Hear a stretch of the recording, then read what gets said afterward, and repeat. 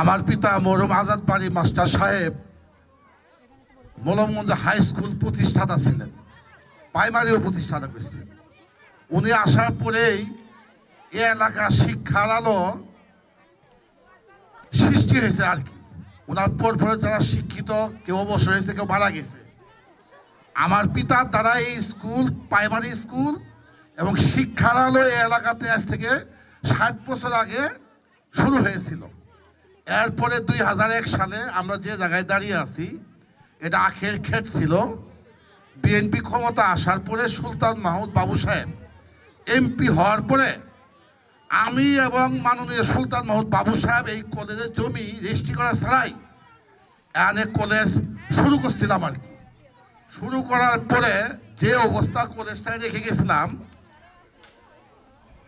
17 বছরে তার চেয়েও আরো করুণ পরিণতি ঘটাইছে এই কলেজটা।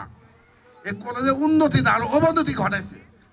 যে কয়টা টাকা পয়সা আসছে সেটা লুটতরাজ খায়। কলেজে যে বর্তমানে পরিবেশ, এটা শিক্ষার পরিবেশ নাই।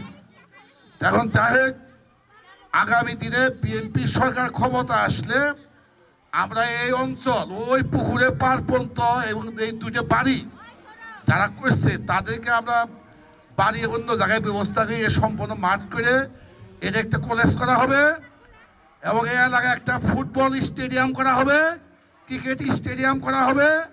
অতীতে বেঙ্গলি আসছি, কলেজও করছি এবং এই কিন্টা গার্ডেন স্কুলকে জাঁকজমকপূর্ণ একটা স্কুল করে এবং স্কুলে বাস, মাইকো, যা ছাত্রছাত্রী আসার পরিবেশ সৃষ্টি করবো ইনশাল্লাহ। যদি আগামী দিনের নেতৃত্বটা আমার হাতে চলে আসে ইনশাল্লাহ। সবাই সহযোগিতা করো। আসসালামু আলাইকুম, খুদা হাফিজ।